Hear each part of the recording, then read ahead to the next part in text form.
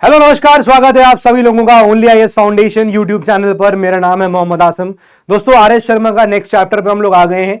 ये काफी अच्छा और एक इंपॉर्टेंट चैप्टर है। इंपॉर्टेंट इस सेंस में है कि जितना भी आपने अभी तक पढ़ा है ना, वो एक बार फिर से हम लोग यहाँ इस चैप्टर में रिवाइज कर रहे होंगे, एनालाइज कर रहे होंगे। जैसे कि आपका लास्ट वाला चैप्टर था जहां पर हम लोग ने मैंने कहा था कि यार ये चैप्टर भी छोटा है और हम जितना भी हमने पढ़ा था अभी तक का, हम सब में कल्चरल चेंजेस को देख रहे थे, हम सब में कल्चरल कॉन्टैक्ट्स को पढ़ रहे थे कि इंडिया के कल्चरल कॉन्टैक्ट्स कैसे मेसोपोटामिया से बने होंगे, फिर कैसे चाइना से बने, है ना। फिर हमने देखा कैसे बुद्धिज्म और ब्राह्मणिकल कल्ट के स्प्रेड होने की वजह से कल्चरल कॉन्टैक्ट्स बढ़े।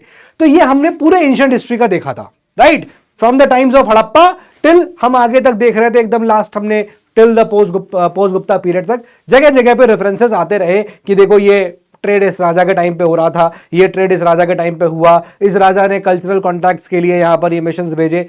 आज के ही उसी तरह से आज के ही लेक्चर में हम लोग फिर से एक एस्पेक्ट को पकड़ के जितना भी अभी तक एंशिएंट हिस्ट्री पढ़ी है, जितना सब का हम लोग आज क्या करेंगे, एक पर्टिकुलर तरीके से एनालाइज कर रहे होंगे। Transformation of the ancient phase.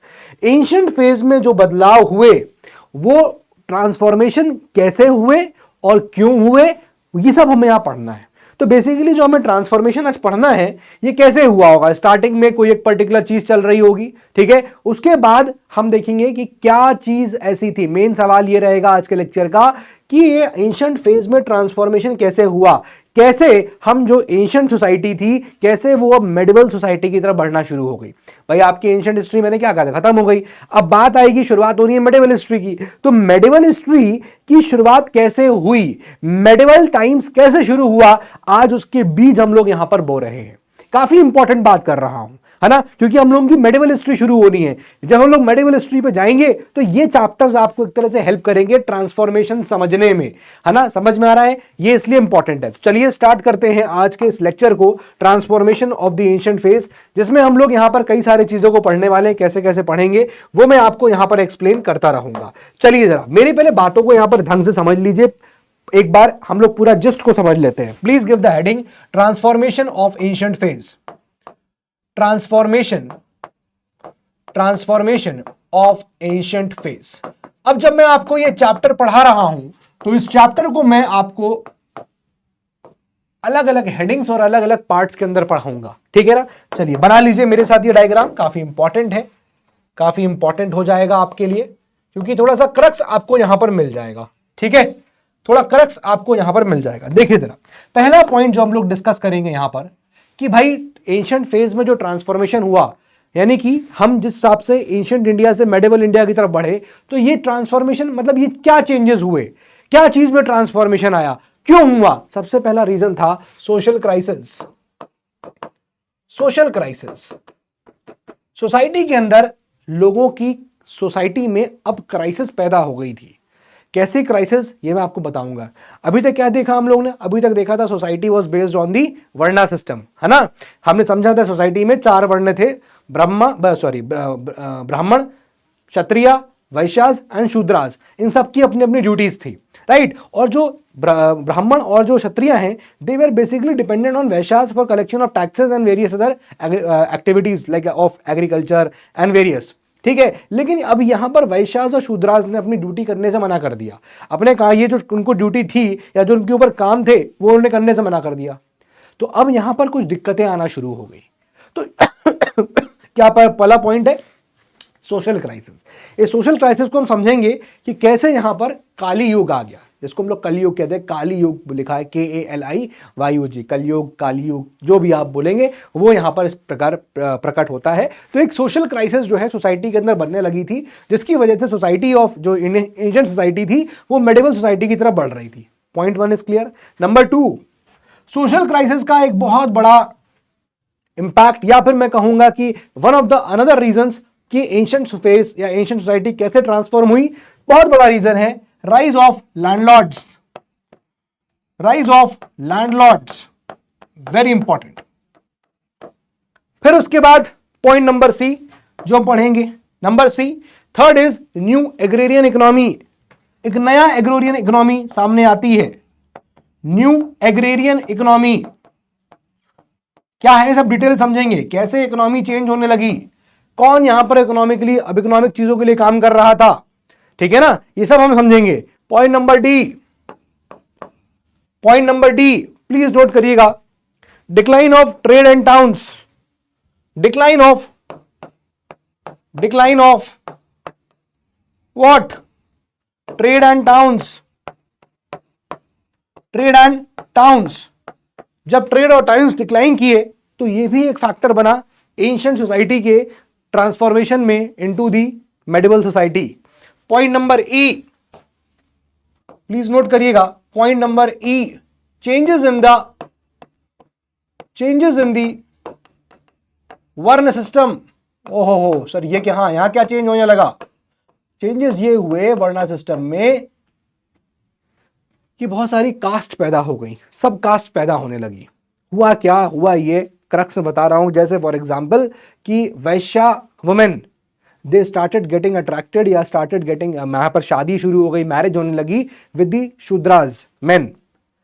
तो इस वजह से क्या हुआ, ये सब ये तो एक चीज बताया, ये हर चीज में, ये हर वर्ण में देखने को मिला, इंटरमिक्सचर होना शुरू हो गया वर्णास का, जिसकी वजह से क्या हुआ, बहुत सारी सब कास्ट क्रिएट हो गई।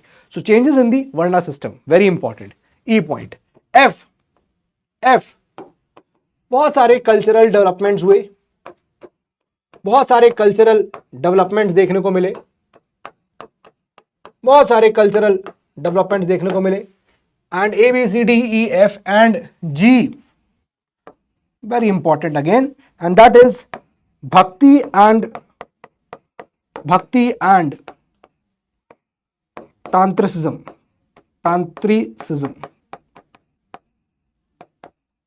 ये स्टार्ट हो गया था। Please make this flow chart.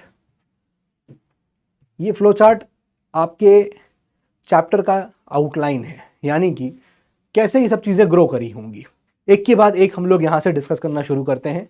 पहले क्या सोशल क्राइसिस थी, बहुत सिंपल है, क्योंकि अभी तक आप पूरा पढ़ चुके हो। गुप्ता पीरियड यू नो, कैसे लैंड ग्रांट्स करना शुरू कर दिए गए थे, उसकी वजह से क्या हुआ था, है ना, ये सब चीजें ने पढ़ा। भाई कैसे फ्यूडिटरीज बन जाते थे, लैंड ग्रांट कर दिया या फिर कब्जा लिया, लेकिन पूरा जो एरिया है टेरिटरी वो कब्जे में नहीं लिया, कह दिया कि तुम ही रूल करो, तो फ्यूडिटरीज। और फिर उसका गुप्ता पीरियड में लैंड ग्रांट शुरू हो गया। ये सब लोग समझेंगे धीरे धीरे over the period of time, ये सब चेंजेस हुए हैं। सबसे पहले please give the heading social crisis. अब सबसे पहले मैं आप लोगों से यहां पर ये पूछूंगा, फर्स्टली हम यहां पर जो ट्रांसफॉर्मेशन की बात कर रहे हैं, ये जो हमारा ट्रांसफॉर्मेशन की बात हो रही है, ये ट्रांसफॉर्मेशन किस चीज की बात हो रही है? ये बात हो रही है कि कैसे जो सोसाइटी पहले एक एंशिएंट सोसाइटी थी, वो सोसाइटी कैसे मेडिवल सोसाइटी की तरफ बढ़ने लग गई। तो जो ट्रांसफॉर्मेशन है ये वाला हमको स्टडी करना है। और जब ये ट्रांसफॉर्मेशन हुआ तो सबसे इंपॉर्टेंट चीज, ये ट्रांसफॉर्मेशन सबसे बड़ी चीज ये है कि इसका सबसे बड़ा central factor, what was the main reason, what was the central factor, ये चेंज क्यों देखने को मिला, क्यों सोसाइटी एंशिएंट से मेडिवल टाइम्स की तरफ बढ़ने लगी, what was the main reason, what was the central factor, क्या है? आप दिमाग लगाओ। एंशिएंट सोसाइटी, इसके पूरे फीचर्स आपको पता होना चाहिए। सोसाइटी पूरा एंशिएंट हिस्ट्री पढ़ लिया है, मोटे मोटे तौर पे आपको फीचर पता होना चाहिए। क्या ऐसा फैक्टर था जिसकी वजह से हमारी सोसाइटी मेडिवल टाइम्स की तरफ बढ़ने लगी? Very important, central factor was, please लिखिएगा, लैंड ग्रांट स्टार्ट हो गए थे। Very important, practice of land grants, please write, लिखिएगा practice of land grants. Land grants होना यहां पर शुरू हो गए थे। अब सवाल यह है कि लैंड ग्रांट्स क्यों हुए, वाई? लैंड ग्रांट्स तो क्लियर है ना क्यों हुए थे, लैंड ग्रांट्स हुए थे, ये तो क्लियर है ना। गुप्ता पीरियड में बताया था मैंने आपको, लैंड ग्रांट करना शुरू कर दिया गया, सैलरी की जगह लैंड ग्रांट करने लगे। ब्राह्मणों को कह दिया कि आप इस जमीन को देखिए, कल्टीवेशन भी आप ही करवाइए, लॉ एंड ऑर्डर भी आप मेंटेन करिए, टैक्सेस भी आप लीजिए, सारे काम दे दिए थे। अब यही एक बहुत इंपॉर्टेंट फैक्टर हुआ, सोसाइटी हमारी एंशिएंट से मेडिवल टाइम्स की तरफ जाने लग गई। सवाल है कि ये लैंड ग्रांट की प्रैक्टिस स्टार्ट क्यों हुई थी? चलिए, इसके यहां पर दो इंपॉर्टेंट रीजन है, उसको यहां पर समझ लेते हैं। लिखिएगा why the practice of land grants started, ये प्रैक्टिस शुरू क्यों हुई, ये प्रैक्टिस शुरू क्यों हुई? चलिए, इसके दो इंपॉर्टेंट रीजन हैं, दो इंपॉर्टेंट रीजन हैं और बड़े ही सिंपल सिंपल से हैं। थोड़ा सा इसको ऐसे लिख लेते हैं क्योंकि पॉइंट्स थोड़े बड़े लिखने हैं आपको, ठीक है। पहला रीजन समझिएगा, सिंपल है, कुछ भी डिफिकल्ट नहीं है। नंबर 1, फर्स्ट, राजाओं को अपनी रिलीजियस इमेज बनानी थी, तो उन्होंने प्रीस्ट और मॉन्क्स को चीजें दान करना स्टार्ट करी। इससे समाज में मैसेज ये जाएगा कि राजा जो है वो रिलीजियस ही बहुत है। और इस कॉन्सेप्ट से जो उस वक्त के जो रिलीजियस पीपल रहे होंगे, बुद्धिस्ट, सॉरी मॉन्क्स, प्रीस्ट, यानी कि ब्राह्मण्स, प्रीस्ट, मॉन्क्स, ये सब इनको अपीज करना। तो सबसे बड़ी बात कि राजा को अपनी रिलीजियस मेरिट बनानी थी, एंड साथ ही साथ दूसरी तरफ जो मॉन्क्स थे, जो प्रीस्ट थे, उनको पैसा चाहिए था अपनी रिचुअल्स को परफॉर्म करने के लिए। दोनों साइड चीजें थी, ठीक है ना। तो जो किंग थे, किंग, दे वांटेड व्हाट, दोनों मतलब दोनों तरफ बराबर से खेल चल रहा था। King wanted what, they wanted religious, king religious merit achieve करना चाहता था, and on the other hand जो प्रीस्ट एंड मॉन्क्स थे, they required what? They required means for performing rituals, ठीक है ना, required means for performing rituals। बात समझ में आ रही है कि नहीं आ रही है? ये बात समझ में आ रही है कि नहीं आ रही है? दोनों तरफ रिक्वायरमेंट थी। ये चाहते थे कि हमारी रिलीजियस मेरिट बने सोसाइटी के अंदर, वो कौन बनाएगा? प्रीस्ट, मॉन्क्स, ये लोग बना सकते थे।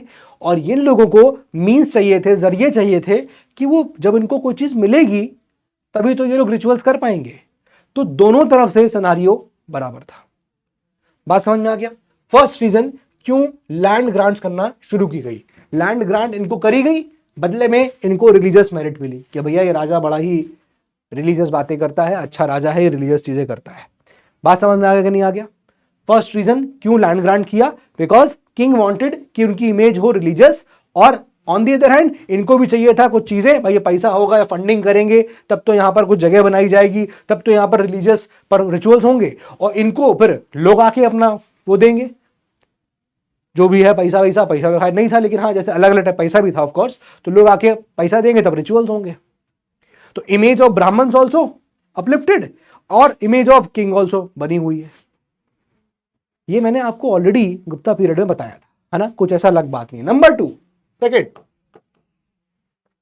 सेकेंड इंपॉर्टेंट, वो है सोशल क्राइसिस। प्लीज रखिएगा, सोशल क्राइसिस। वही जो पॉइंट मैं आपको ये वाला बता रहा था कि फर्स्ट पॉइंट, अब हम यहां पर बात सोशल क्राइसिस की करने जा रहे हैं, ठीक है। सोशल क्राइसिस, अब यहां सोशल क्राइसिस का मतलब क्या है? सोशल क्राइसिस का मतलब है deviation from the set pattern of वर्ण सिस्टम। वर्ण सिस्टम का जो सेट पैटर्न था, उस सेट पैटर्न से डेविएट हो गए अब लोग, ठीक है ना। प्लीज सुनिएगा मेरी बात को, deviation, deviation from set pattern of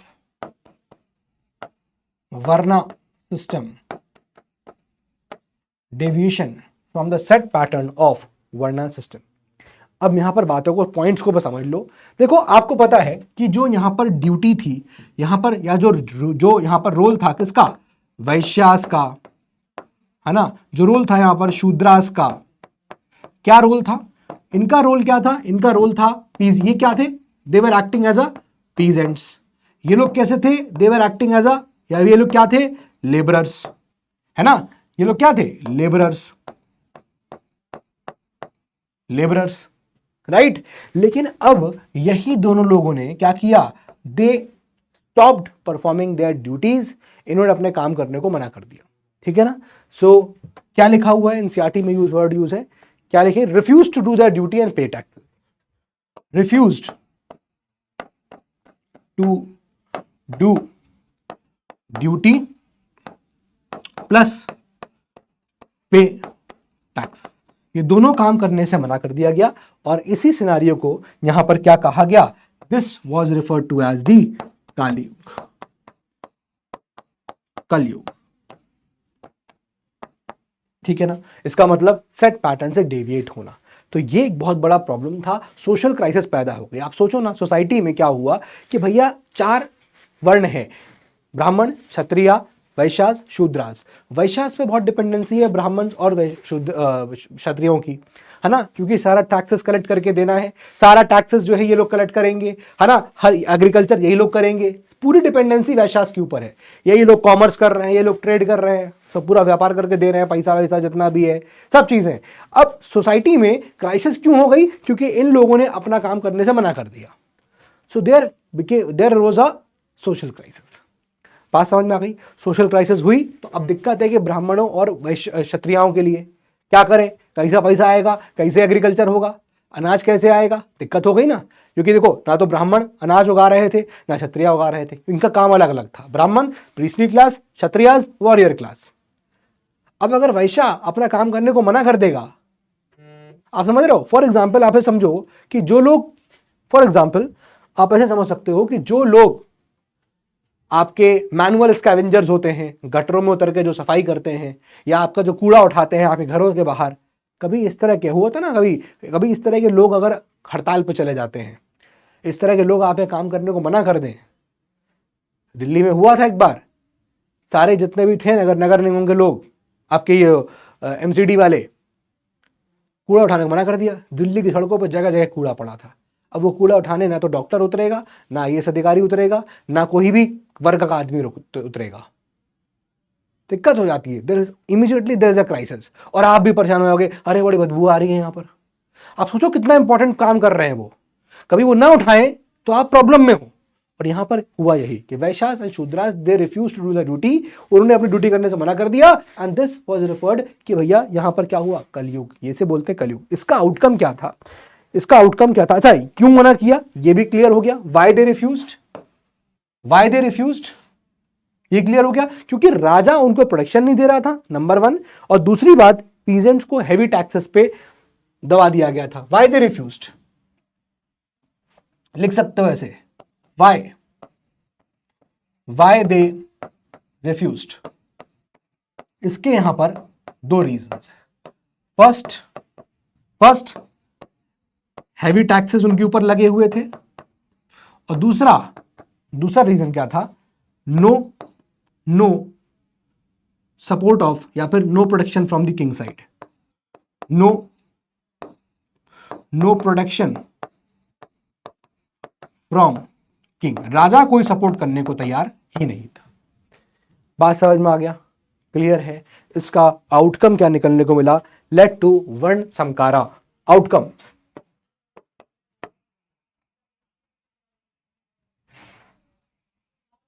please note कर लीजिएगा, आउटकम प्लीज नोट करिएगा, आउटकम लेट टू व्हाट, वर्ण समकारा, ठीक है। और इसी को हम लोग क्या बोलते हैं, और intermixture of social class. Please write, intermixture of social classes, और इंटरमिक्सचर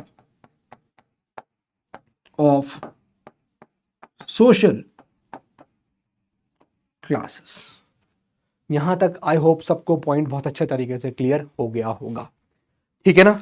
अब प्लीज समझना यह है कि जब इस तरह की सोशल क्राइसिस हुई तो कुछ तो स्टेप लिए गए होंगे ना, कि भैया ये लोग कैसे मना कर सकते हैं, वैश्यास और शूद्रास, इनकी इतनी मजाल कि मना कर देंगे। तो कुछ तो मेजर्स लिए गए होंगे ना इस सोशल क्राइसिस को खत्म करने के लिए।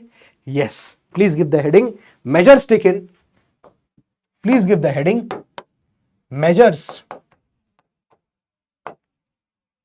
measures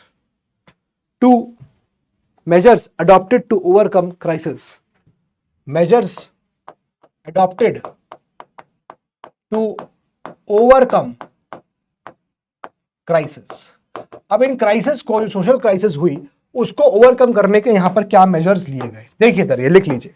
यहां पर दो इंपॉर्टेंट बातें हैं जो आपको पता होनी चाहिए। नंबर वन, पहला, जो लॉ बुक थी मनु की, वो एडवाइस करता है कि भैया कैसे वैश्यास और शूद्रास यहां पर मना कर सकते हैं, they have to be kept in control.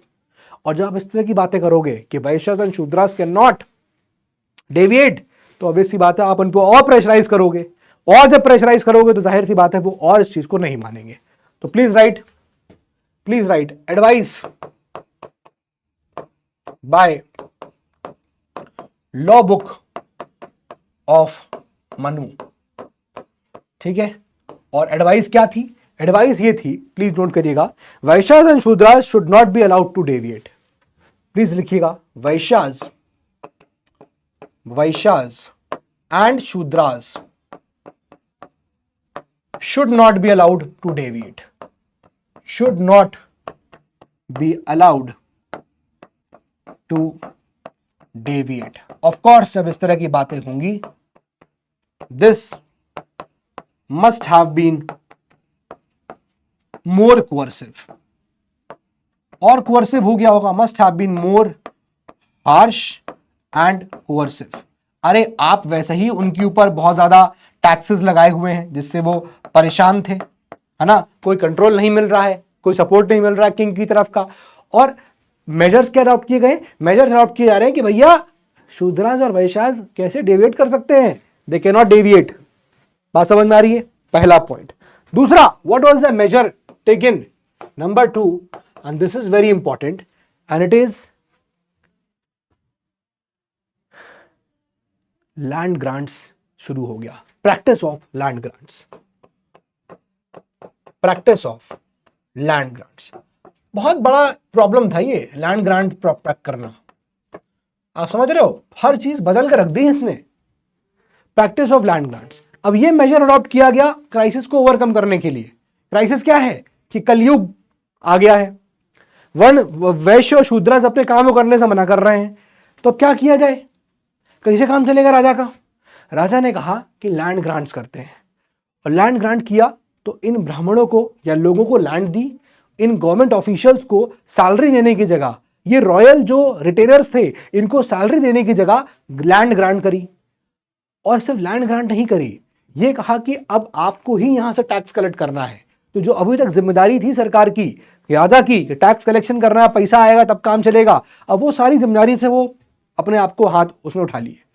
कहा कि भैया आप जमीन रखो, आप ही लोगों को मॉनिटर करो, आप ही लॉ एंड ऑर्डर बनाओ, आप ही टैक्स कलेक्ट करो, हमसे कोई मतलब नहीं है इन चीजों को लेकर। This was the biggest thing, this was the biggest problem जो शुरुआत हुई है। क्यों प्रॉब्लम बड़ी कब हो गई? जब यही लोग विद्रोह कर देते हैं उस राजा का जिससे ये लैंड ले रहे हैं।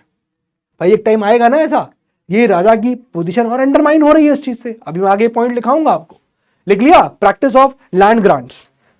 ठीक है, और किसको?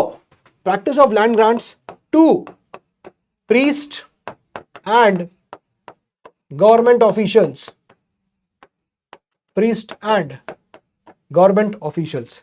Practice of land grants, land grant करी गई to government and priest, government officials and priest. किसकी जगह? ऐसा नहीं कि सैलरी भी दे रहे हो, भी in lieu of salary, in lieu of salary. Lieu of salary का मतलब क्या है? ल्यू ऑफ सैलरी का मतलब क्या है?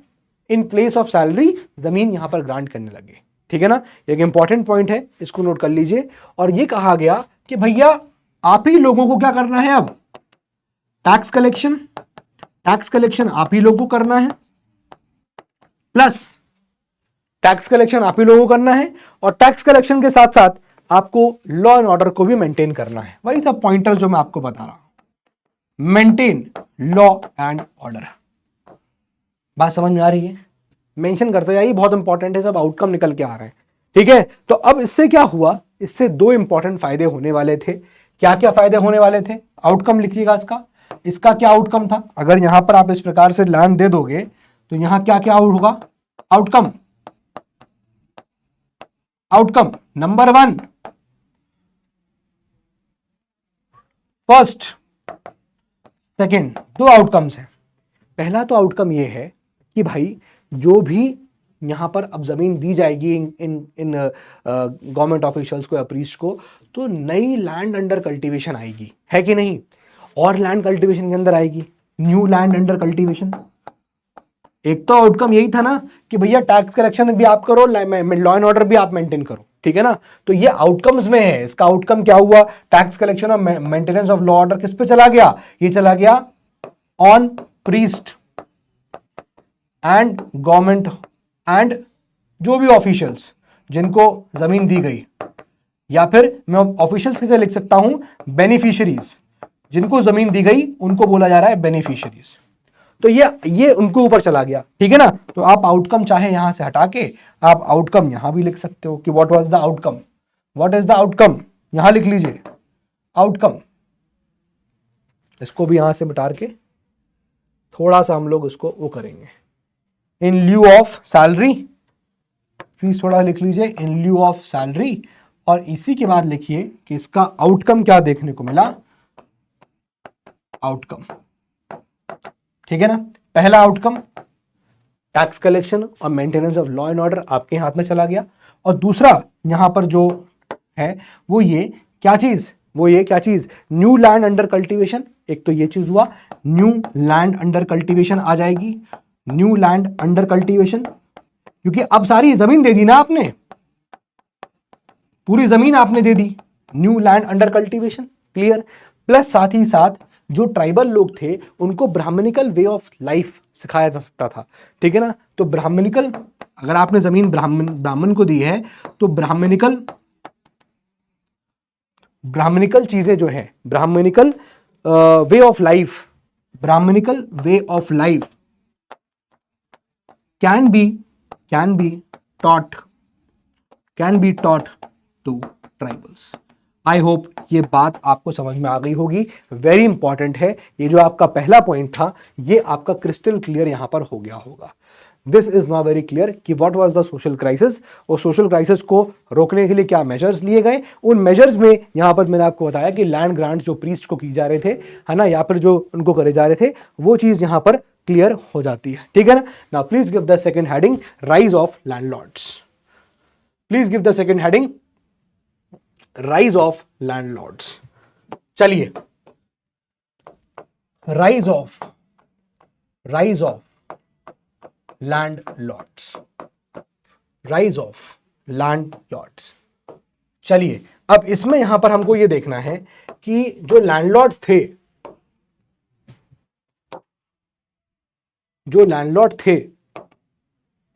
प्लीज सी क्या क्या इंपैक्ट पड़ा। भाई आपने जमीन दी तो जो जिनको जमीन दी वो जमीन के मालिक हो गए, लैंडलॉर्ड्स हो गए, लेकिन उनको क्या क्या राइट मिले वो चीजें यहां पर चलिए देखते हैं। पहला, ब्राह्मण्स ग्रांटेड, जो ब्राह्मण्स को लैंड दी गई वो फ्री फ्रॉम टैक्सेस थी, ठीक है ना। पहला पॉइंट, ब्राह्मण्स को जो ग्रांट किए गए विलेजेस, ध्यान रखिएगा ये विलेजेस फ्री फ्रॉम टैक्सेस थे, फ्री फ्रॉम टैक्सेस, पहला चीज, नंबर 1, ठीक है ना।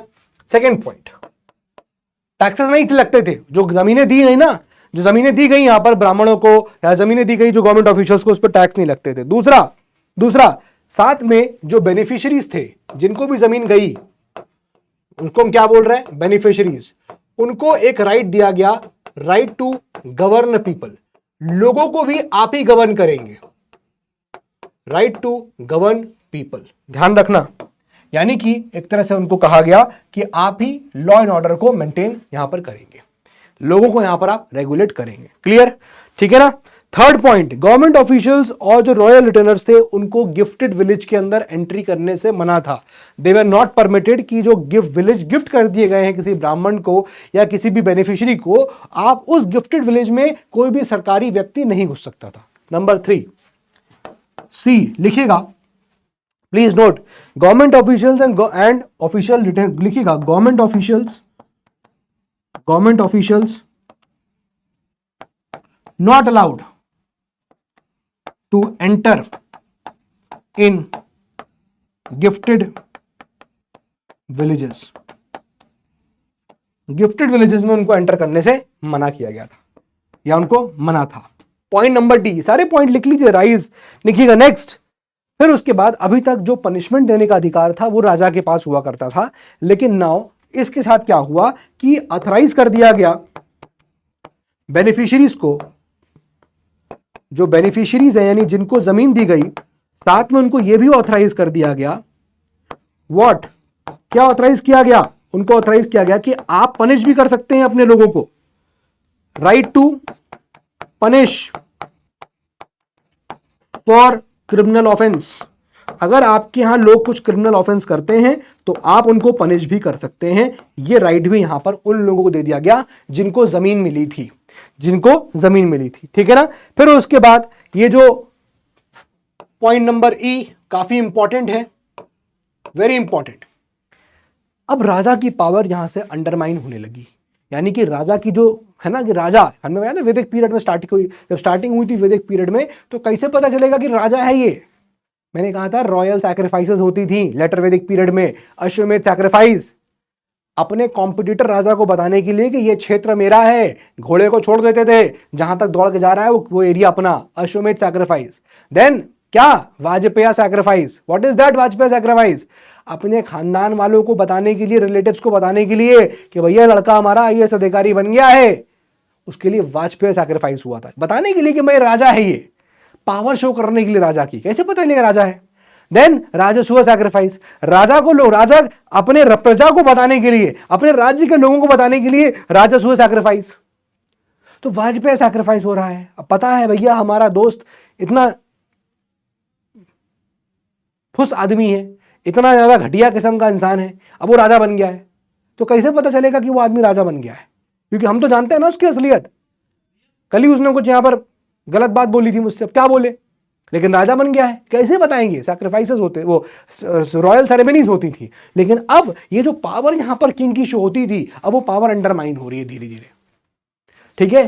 तो राइज ऑफ लैंडलॉर्ड्स के बढ़ने से पावर कैसे अंडरमाइन हुई? सबसे इंपॉर्टेंट चीज यहां पर क्या आया कि जो विलेज ग्रांट किए गए थे ब्राह्मणों को, वो फॉर एवर के लिए कर दिए गए थे। विलेजेस ग्रांटेड टू ब्राह्मण, ये कर दिए गए फॉर एवर, फॉर एवर। इससे क्या हुआ? इससे क्या हुआ? इससे क्या हुआ? पावर ऑफ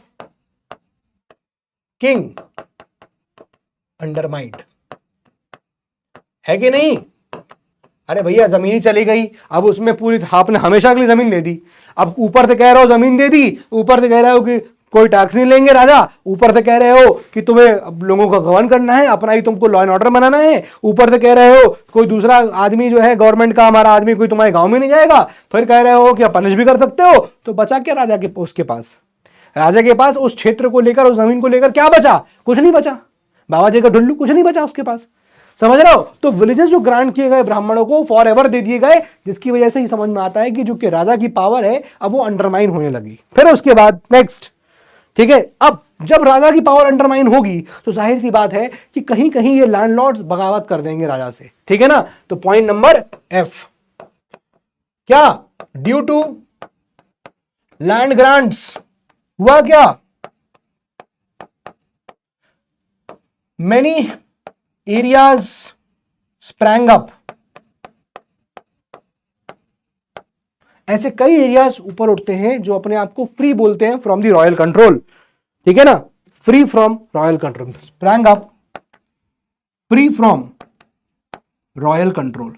रॉयल कंट्रोल से बाहर लोग जो है यहां पर क्या होते हैं? पॉइंट समझ में आ गया? एफ, नेक्स्ट जी, जी पॉइंट, नेक्स्ट। अब पेमेंट जो हो रहा था गवर्नमेंट ऑफिशियल्स का, वो अभी तक कॉइन्स में होता था, सैलरी दी जाती थी। आप देखिए कुषाणों के पीरियड को, कॉपर, गोल्ड, इन सबके सिक्के जारी होते थे। गुप्ता के पीरियड टाइम्स में देखिए गोल्ड कॉइन्स। बट इसके बाद क्या हुआ कि अब लैंड ग्रांट जब करना शुरू कर दी गई इन ल्यू ऑफ सैलरी, सैलरी की जगह जब आप लैंड ग्रांट करने लग गए तो दिक्कतें शुरू हो गई। आप देखिए in the period of Harshvardhan, Harshvardhan के टाइम में सैलरी की जगह अब लैंड ग्रांट्स करने लग गए थे, ठीक है ना। और जब लैंड ग्रांट्स करोगे तो ऑब्वियस सी बात है दिक्कतें बढ़ेंगी। लोग जो है मतलब इसी वजह से देखो ना चीजें, गुप्ता अंपायर कैसे टूटने लग गया, क्योंकि जहां जहां कब्जा कर रहे थे वो सब उनके फ्यूडेटरीज हुआ करते थे और वो अपने आप को फ्री डिक्लेयर, इंडिपेंडेंट डिक्लेयर कर रहे थे। तभी तो इंडिया देखो छोटे छोटे फिर से एरियाज में बंटने लग गया। यही आपको छोटे छोटे एरियाज मिल रहे हैं महाजनपद के पीरियड में, स्मॉल स्मॉल किंगडम्स। और आप देखिए फिर से पोस्ट गुप्ता पीरियड आते आते वही सिनेरियो फिर से हो रहा है, ठीक है ना। इन दैट पीरियड महाजनपद फ्यूडल, वहां उस वक्त फ्यूडलिज्म नहीं है, but still small small states देखने को मिल रही हैं। यहां पर फ्यूडलिज्म इज देयर, यहां पर landlords are there and states छोटी छोटी दिख रही हैं। ये कंपैरेटिव स्टडी आपको क्लियर होनी चाहिए, दिमाग में इस तरह से पिक्चर एकदम क्लियर होनी चाहिए एंशिएंट हिस्ट्री की, एकदम इस तरह से क्लियर होनी चाहिए। जी पॉइंट क्या है? जी पॉइंट नोट करिएगा, payment of government official by land grants in period of Kushan and Gupta. देखिए यहां पर पेमेंट ऑफ गवर्नमेंट ऑफिशियल्स, अब देखो कैसे चेंजेस हुए। देखिए अगर आप बात करेंगे कुषाणों के टाइम की, तो यहां पर आपको कॉपर, गोल्ड, इन सबके कॉइन्स देखने को मिल रहे हैं। प्लस अगर आप बात करेंगे गुप्ता पीरियड की, यहां पर आपको खूब गोल्ड कॉइन्स देखने को मिल रहे हैं। बट इन हर्षवर्धन टाइम, आप हर्षवर्धन के टाइम पे देखिए ग्रांट्स, लैंड ग्रांट स्टार्टेड, यहां पर लैंड ग्रांट्स स्टार्टेड क्या, नॉट स्टार्टेड, इनफैक्ट खूब प्रोमिनेंट हो गया था, ठीक है ना। ऑफिशियल्स को पे किया था लैंड ग्रांट्स खूब जोरों शोर से हो रहे हैं। ये राइज ऑफ लैंडलॉर्ड्स का आप पूरा लिख लीजिए, फ्लो चार्ट बना लीजिए, काफी इंपॉर्टेंट है। आई होप यहां तक आप लोगों को अच्छे समझ में आ गया होगा। एनसीईआरटी खोल लीजिए एक बार, एनसीईआरटी में अगला टॉपिक आता है and that is, please right new agrarian economy. अब एग्रेरियन इकोनॉमी पे क्या फर्क पड़ा वो यहां पर मैं आपको समझाता हूं, ठीक है? ठीक है भाई, क्लियर? अब देखो सिंपल सिंपल जो चीजें हैं, जैसे एग्रेरियन इकोनॉमी को छोटा सा पोर्शन है, मैं आपको ओरली बता देता हूं क्या सिनेरियो है। यहां पर मैं आपको वो भी खोल देता हूं। अब ये सब चीजें मैं हटा देता हूं, इन सबको लिखने की कोई जरूरत नहीं है ना। ये सब चीजें देखो कितनी स्लाइड्स हैं, एक्स्ट्रा सब हटा दी मैंने, ठीक है। अब देखिए क्या यहां पर एग्रेरियन इकोनॉमी यहां बनना शुरू हुई। देखिए सबसे बड़ी बात, लैंडेड बेनिफिशियरीज यानी कि जिनको जमीनें दी गई, इनकेपेबल ऑफ कल्टीवेटिंग और collecting revenues themselves, interested land cultivation to peasants and share croppers. अब ये इंपॉर्टेंट पार्ट है, ध्यान रखिएगा।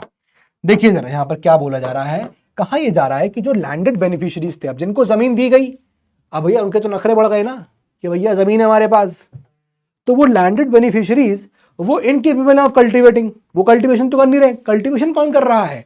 Interested the land cultivation to peasants and share croppers.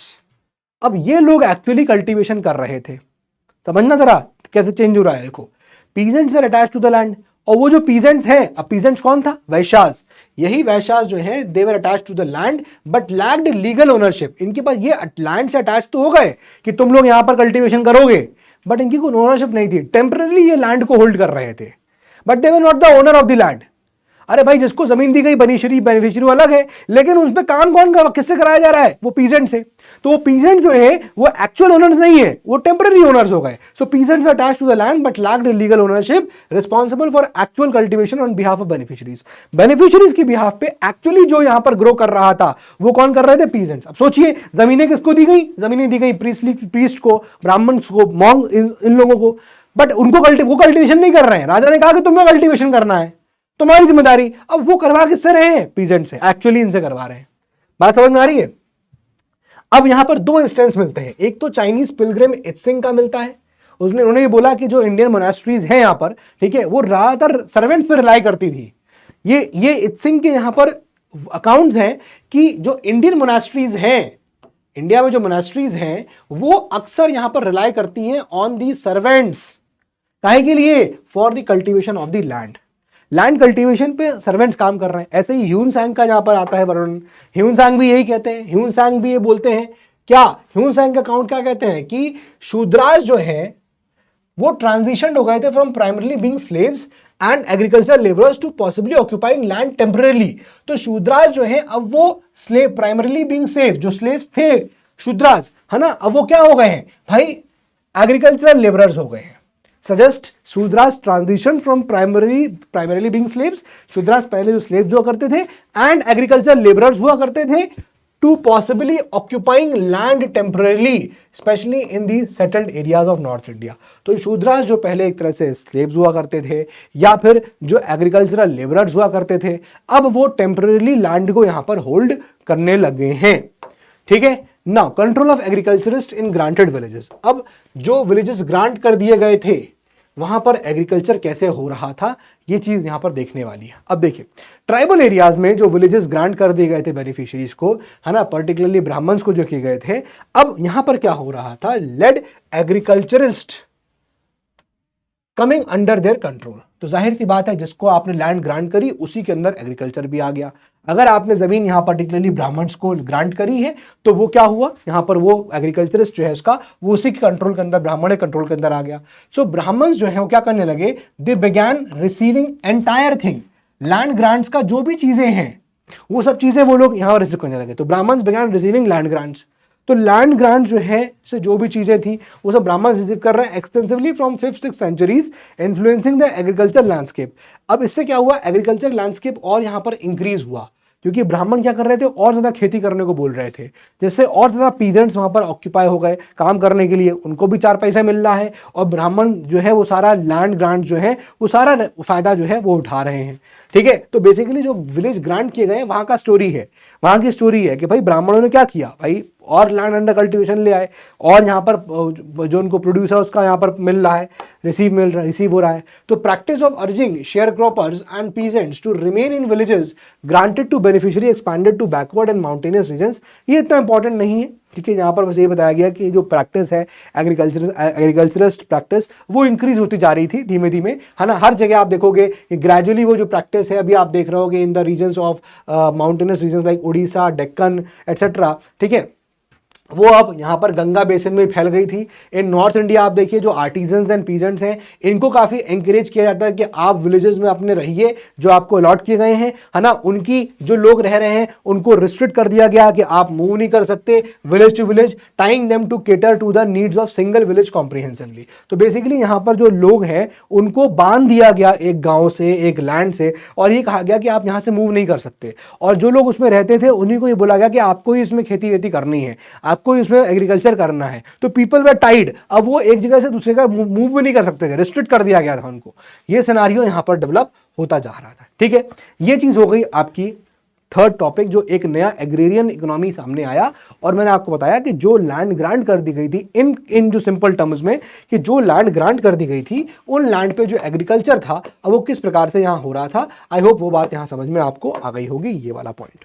ठीक है, नेक्स्ट है decline of trade and towns. अब देखिए सिंपल सी बात है कि इंडिया जो है, प्लीज यहां हेडिंग लिख लीजिए, फिर मैं आपको स्लाइड्स भी दिखा दूंगा। Please give the heading. देखिए मैं यहां पर बोल रहा हूं decline of, please right, decline of trade and towns,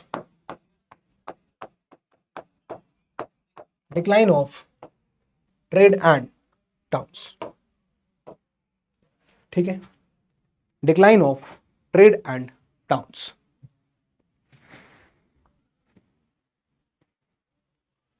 ठीक है,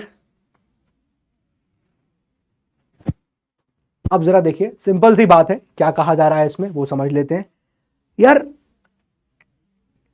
जो ट्रांसफॉर्मेशन हुआ उसमें ना जो टाउन्स हैं वो डिक्लाइन होने लगे। हमने देखा था किस प्रकार से एक टाइम पे इंडिया का बहुत अच्छा कोस्टल ट्रेड हुआ करता था, पर धीरे धीरे वो भी डिक्लाइन हुआ। बहुत बड़े सिटीज सामने आते हैं जहां से ट्रेड होता है ना। हम ट्रेड कर रहे थे रोमन्स के साथ, हम ट्रेड कर रहे थे ईरान के साथ, हम ट्रेड कर रहे थे बैजेंटीन एम्पायर के साथ, लेकिन हमारे ये सारे ट्रेड जो है वो क्या होते हैं, हॉल्ट पे आ जाते हैं। ठीक है ना। तो 6th सेंचुरी ऑनवर्ड्स क्या हुआ, 6th century onwards, 6th century onwards you will find trade जो है वो डिक्लाइन कर गया। ठीक है, हमारे जो मेन, या फिर हम कह सकते हैं जो हम ट्रेड कर रहे थे किसके साथ, जो हम ट्रेड कर रहे थे फॉर एग्जांपल रोमन्स के साथ, है ना, ईरान के साथ, हम जो ट्रेड कर रहे थे रोमन्स के साथ, हम जो ट्रेड कर रहे थे ईरान, हम जो ट्रेड कर रहे थे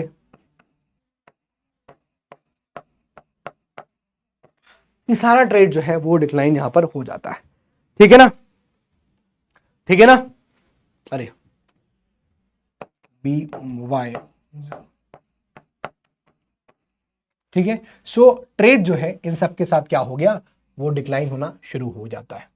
ठीक है, सिंपल सी चीजें हैं, यहां पर कुछ भी डिफिकल्टी नहीं है। कैसे कह सकते हैं ये चीजें होती हैं, कैसे कह सकते हैं? नंबर वन, एक तो करेंसी जो है वो डिक्लाइन करती है। नंबर वन चीज जो हमें पता लगता है, करेंसी डिक्लाइन कर गई तो ट्रेड कैसे करोगे, पहली बात ये है।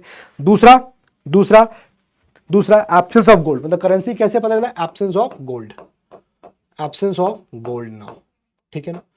फिर उसके बाद सेकंड, टाउन्स खत्म होने लगे, ट्रेड डिक्लाइन हो जाएगा ऑटोमेटिक, टाउन्स डिक्लाइन। अब यहां पर रेफरेंसेस भी आते हैं कि भैया मूवमेंट किया गया, एक शहर में गए तो वहां पूरा डाइलेपेटेड कंडीशन में देखने को मिला, यानी वहां कोई रह ही नहीं रहा है। तो how can we say trade decline हुआ, कैसे बोल सकते हैं हम लोग, हाउ कैन वी से कि ट्रेड डिक्लाइन हुआ,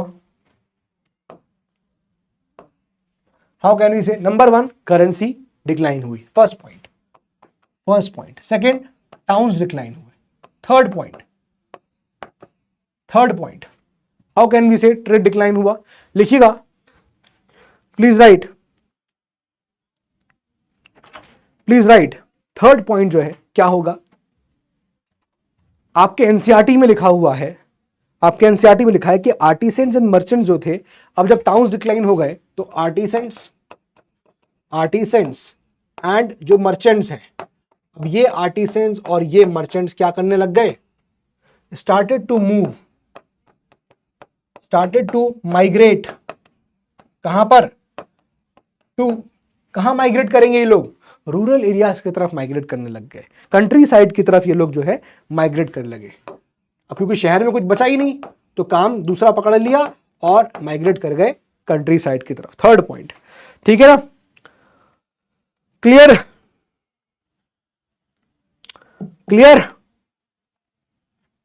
ठीक है। नेक्स्ट, कैसे बोल सकते हैं कि ट्रेड डिक्लाइन हो गया, यही लोग जो हैं आर्टिसेंट्स, यही जो आर्टिसेंट्स हैं एंड मर्चेंट्स हैं, दे हैड टू, इनको अपनी डिमांड्स खुद फुलफिल करनी थी, है ना, लिखा हुआ है this give rise to smaller units production, they had to meet their needs on their own, they had to meet their needs on their own. तो ये रीजन बन जाता है जो शो करता है कि ट्रेड जो है वो डिक्लाइन हो गया था। इसके अलावा बहुत सारे चेंजेस जो हैं अब वो यहां पर सोशल ऑर्गेनाइजेशन के अंदर हो गए, वेरी इंपॉर्टेंट, फिफ्थ पॉइंट वो आप यहां लिख लीजिए, change in the social organisation, change in social organisation, ये काफी इंपॉर्टेंट पॉइंट है, ये काफी इंपॉर्टेंट पॉइंट है जो शो करेगा कि क्यों ट्रेड डिक्लाइन हुआ। अब ट्रेड डिक्लाइन होने का रीजन यहां पर क्या है, ये इंपॉर्टेंट पॉइंट है, समझिए क्या। अभी तक क्या था, 4 वर्ण थे, ब्राह्मण्स, क्षत्रियाज, वैश्याज और शूद्राज, ठीक है। लेकिन अब क्या हुआ कि जो राजा है, किंग, और जो आपका नीचे शूद्राज थे, अब इनके बीच में कौन आ गया, लैंडलॉर्ड्स, है कि नहीं। तो एक तरह से, और जो वैश्याज थे, Vaishyas, they were now as good as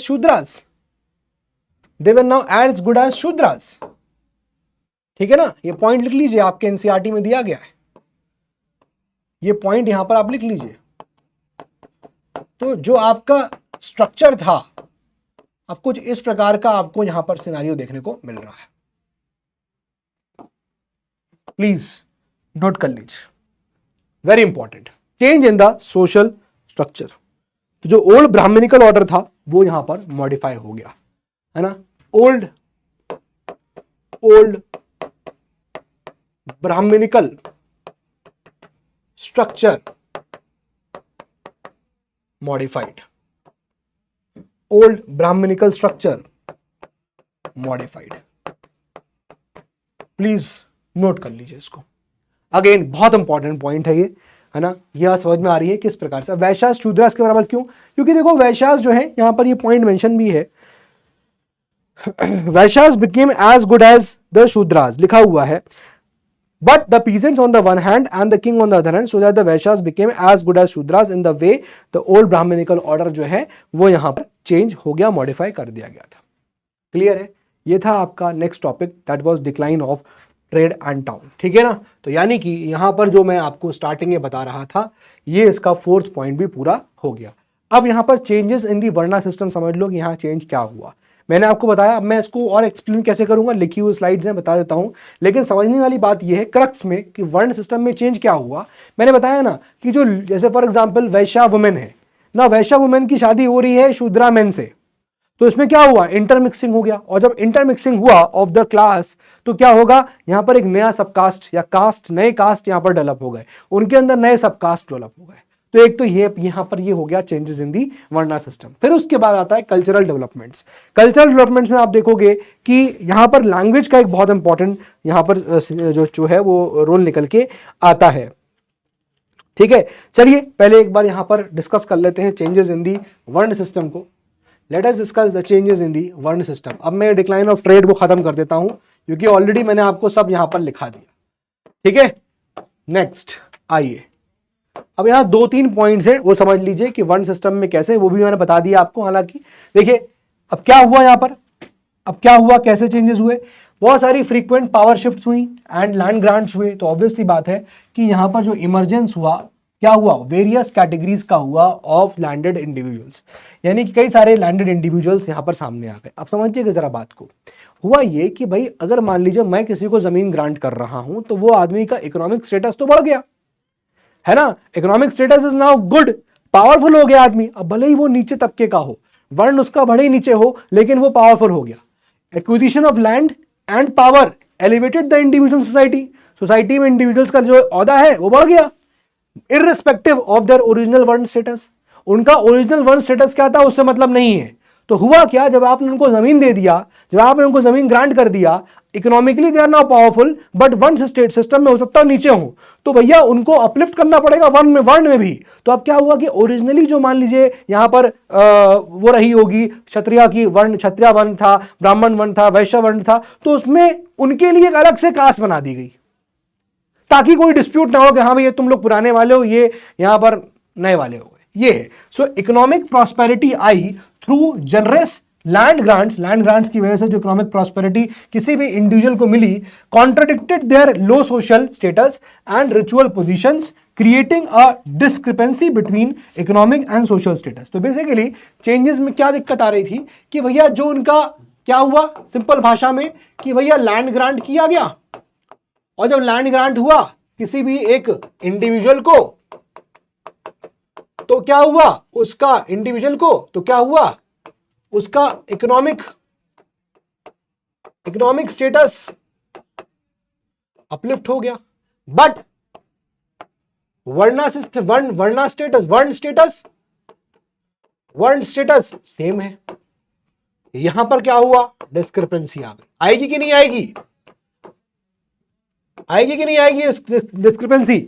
obviously आएगी ना, कि भैया आप मान लो बिलोंग करते हो एक नीचे वर्ण को, लोअर वर्ण, आपको लैंड ग्रांट कर दी गई, राजा ने कर दी, बेनिफिशियरी बना दिया आपको। अब आपका इकोनॉमिक स्टेटस अच्छा है, बट आप वर्ण में नीचे हो, तो कैसे करेंगे?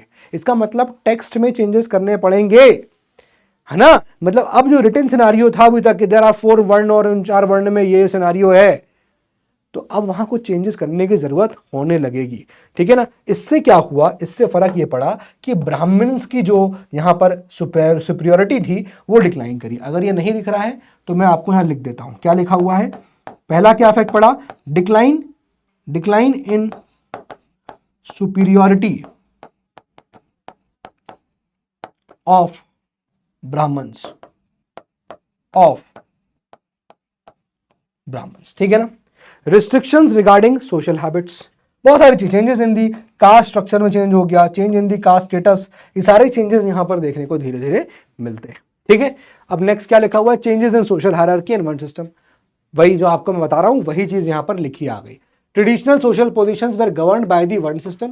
वर्ण सिस्टम में आपका जो सोशल स्टेटस है गवर्न होता था। डिवाइडिंग सोसाइटी इनटू 4 वर्ण, 4 वर्ण हुआ करते थे, ब्राह्मण्स हुआ करते थे, है ना, शूद्र टॉप पे, शूद्रास होते थे सबसे आखिरी में, बॉटम में, determining the economic rights accordingly, और अकॉर्डिंगली लोगों के इकोनॉमिक राइट्स होते थे।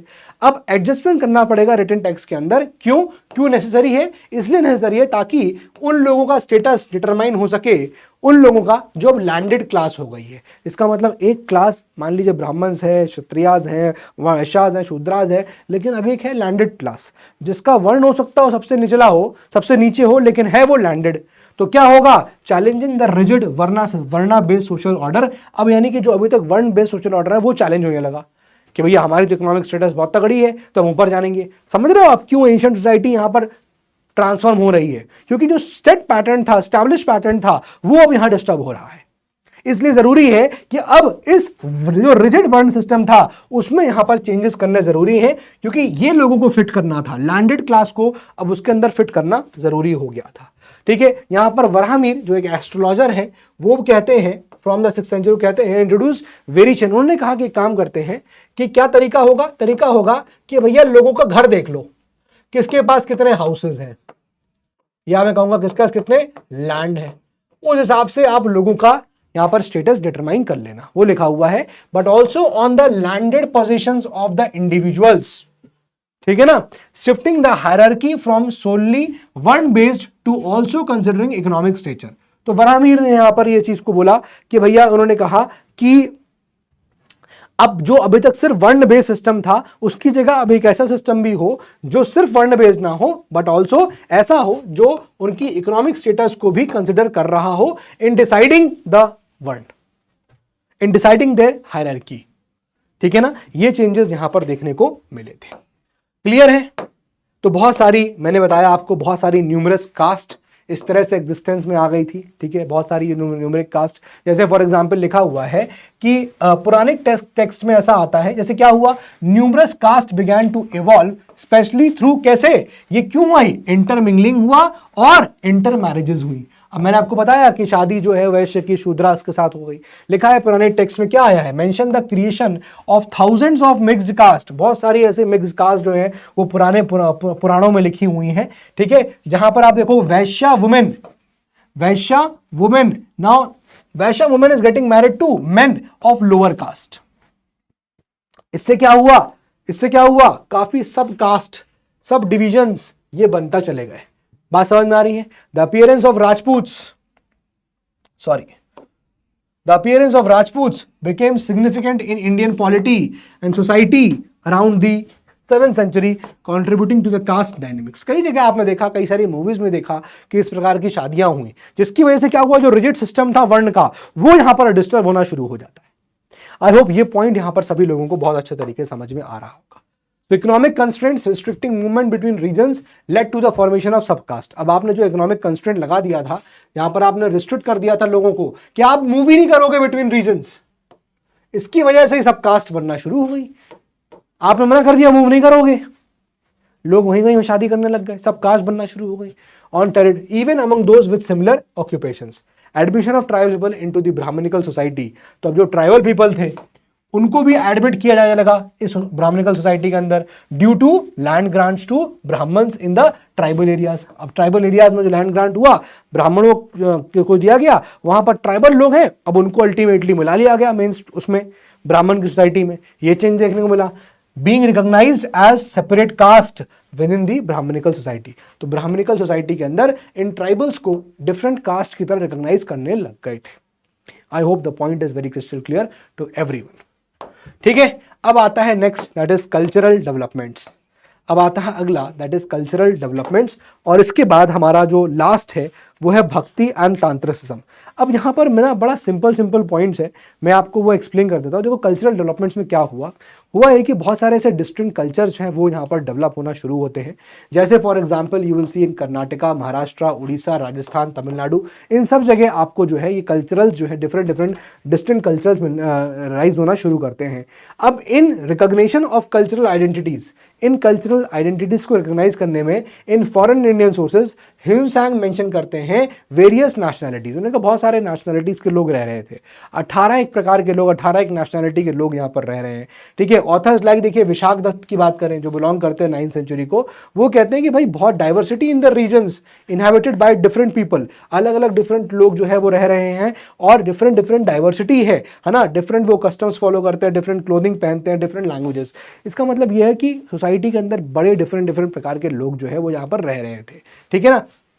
अब कल्चरल डेवलपमेंट देखो, इवोल्यूशन ऑफ संस्कृत लिटरेचर, पहला पॉइंट जो कल्चरल डेवलपमेंट का है, क्या क्या कल्चरल डेवलपमेंट होता है। देखिए फर्स्ट ऑफ ऑल आप देखिए कल्चरल हुआ संस्कृत लिटरेचर का वो इवोल्यूशन होता है, ठीक है। अब संस्कृत जो है वो रूलिंग क्लास की लैंग्वेज हुआ करती थी, कोर्ट्स के अंदर जो रॉयल यहाँ पर जो राजा महाराजा हुआ करते थे वो उसको यूज करते थे। Language style became elaborate and ornate from 7th century onwards, seen in prose and poetry of exemplified by the writings of Bana. तो आपको जगह जगह कोर्ट्स के अंदर लैंग्वेज देखने को मिल रही है। Bana's prose style became influential, serving as a model for Sanskrit writers in the medieval period. यहीं पर ही देखिए ये चीज़ जो है संस्कृत राइटर्स के लिए, मतलब ये जो कॉन्सेप्ट है, ये जो राइटिंग का स्टाइल है, वो हमें मेडिवल पीरियड के अंदर भी आगे जाके देखने को मिलने लगता है, ठीक है। अब लिंग्विस्टिक डेवलपमेंट, पहला तो हो गया संस्कृत डेवलपमेंट, अब लिंग्विस्टिक यानी लैंग्वेजेस का डेवलपमेंट होना शुरू हुआ। अब आप समझो कि भाई लोग जो है अगर एक जगह से दूसरी जगह मूव नहीं कर रहे हैं, या फिर अगर मान लीजिए ब्राह्मण जो थे वो उनका एरिया जो स्प्रैंग हुआ वो रॉयल कंट्रोल से फ्री होने की बात कर रहे हैं, तो अब अलग अलग लिंग्विस्टिक लैंग्वेजेस डेवलप होना शुरू होंगी, यानी कि जो जहां रह रहा था वहां की रीजनल लैंग्वेज डेवलप होना शुरू हो गई। Remarkable linguistic development from 7th century with the faint beginnings of what, देखो फेंट बिगिनिंग्स होती है कैसे कैसे, regional languages, Bengali, Assamese, Maithili, Oriya, Hindi, in Buddhist and Jain writings आपको देखने को मिलता है। Regional languages like Gujarati, Rajasthani also began to emerge during this period, while Kannada gain prominence in the south. समझ रहे हो ना कि भाई आपने अगर जमीन दे दी, अब आप बिल्कुल एकदम फॉरएवर ग्रांट कर दिया आपने वो एरिया उस पर्टिकुलर ब्राह्मण को, मतलब मान लीजिए फॉर ब्राह्मण या जिस भी बेनिफिशियरी को दिया वो एरिया अपना अलग अलग तरह का कस्टम रख रहा है, अलग तरह का वो रिचुअल्स फॉलो कर रहे हैं, अलग तरह का कल्चरल डेवलपमेंट वहाँ पर हो रहा है, तो लिंग्विस्टिक डेवलपमेंट भी वहाँ पर अलग प्रकार का ही वहाँ पर होगा। सिंपल सी बात है ना। और अब देखो वही कॉन्सेप्ट है, रीजनल स्क्रिप्ट भी फिर आपको देखने को मिलेंगी, रीजनल स्क्रिप्ट भी देखने को मिलेंगी, सेम चीज़ वही है, ठीक है। ये एक रीजन बनता है। देन उसके बाद आर्किटेक्चरल इवोल्यूशन देखने को मिला।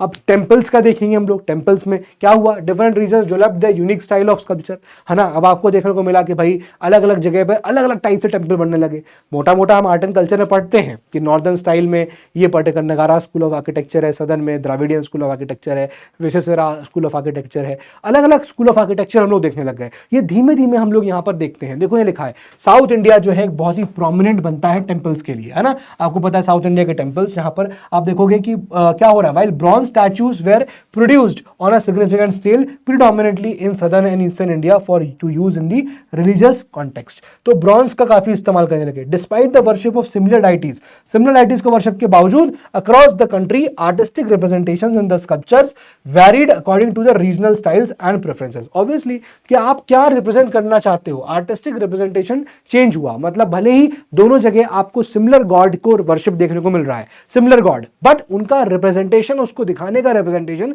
अलग अलग रहा, ठीक है ना। समझ रहे हो ना, हर चीज चेंज हो रही, भाई एक चीज चेंज हो रही है, आप उनको अलग ही कर रहे हो, उनका अलग प्रकार का वो लैंग्वेज है, उनका अलग कल्चर है, तो ऑब्वियसली उनका रिप्रेजेंटेशन भी तरीका भी अलग अलग होगा। टेम्पल्स है बट टेम्पल को रिप्रेजेंट करने का तरीका अलग था, है ना। नॉर्थ इंडिया के टेम्पल्स आप देखोगे अलग तरीके से बने हुए हैं, साउथ इंडिया के टेम्पल्स देखोगे आप अलग तरीके से बने हैं। कहीं आपको शिखर मिलेगा, कहीं आपको शिखर नहीं मिलेगा, कहीं आपको रेस प्लेटफॉर्म पे टेम्पल मिलेंगे, कहीं आपको रेस प्लेटफॉर्म में टेम्पल नहीं मिलेंगे, कहीं आपको टेम्पल जो है एक कैंपस के अंदर या फिर एक बाउंड्री के अंदर मिलेगा, कहीं आपको टेम्पल ऐसा नहीं मिलेगा। तो ऑल्दो दे आर, आप एक ही भगवान को पूज रहे हो, वर्शिप एक ही भगवान की हो रही है, बट रिप्रेजेंटेशन का तरीका यहां पर अलग अलग होता चला गया। आई होप यहां पर आप कनेक्ट कर पा रहे हो कि किस प्रकार से ये चीजें यहां पर हो रही थी। Now this is one of the last things, that is bhakti and तांत्रिज्म। अब यहां भक्ति मतलब क्या हो गया, डिवोशन। लोग जो है वो एक तरह से अब भक्त बनना शुरू हो गए, भक्ति की बात यहां पर आती है। और तांत्रिज्म, और ये एक्सट्रीम एंड चला गया जब बहुत सारे रिचुअल्स और प्रैक्टिसेस सामने आए, तो यहां पर तंत्र मंत्र की चीजें आ गई, तांत्रिज्म सामने आता है, ठीक है। हर चीज में रिचुअल्स और बेवजह भी रिचुअल्स घुसने लग गए, ठीक है। तो वो तंत्र तांत्रिज्म में आ गया। क्या हुआ, रिलीजियस चेंजेस में क्या क्या चेंजेस आए, रिलीजन में क्या क्या चेंजेस आए वो जरा देखते हैं। देखिए जरा क्या हुआ एंशिएंट फेज में, कैसे ट्रांसफॉर्मेशन। पढ़ चुके हो पूरा आप लोग, कुछ अलग नहीं पढ़ रहे हो, पूरा पढ़ चुके हो, जितना भी पढ़ा है एंशिएंट हिस्ट्री में सब यहां पर क्रक्स हो रहा है। जैसे फॉर एग्जांपल आप देखिए हिंदू डिविनिटीज अरेंज्ड हायरार्किली। अब पहले जो किन डिग्निटीज किन डिवाइन लोगों को, भगवानों को माना जाता था, जैसे देखिए आप विष्णु, शिव, है ना, Durga as supreme deities presiding over others, reducing the Vedic gods को क्या कर दिया, नीचे आ गए। तो वैदिक टाइम पे the gods were different, gods were like Indra, Varuna, Yama, ठीक है ना। लेकिन आप देखोगे बाद में हिंदू डिविनिटीज अरेंज्ड हायरार्किली। उस वक्त वैदिक पीरियड में आप देखोगे these were the God, but later on God भी चेंज, गॉड डिफरेंट हो गए, सुपीरियर पोजीशन, डिफरेंट पोजीशन आ गई गॉड्स की, इनकी पोजीशन नीचे चली गई। आप समझ रहे हो कैसे चेंजेस हुए over the period of time.